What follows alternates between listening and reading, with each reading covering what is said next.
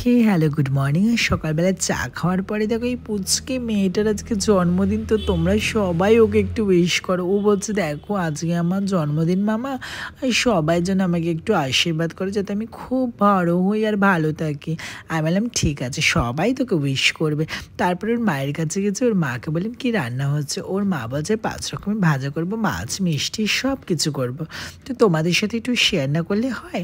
দেখো সব কিছু শেয়ার করছি। তারপরে এদিকে না একটা ঠাকুমা এসে কীর্তন করছিল।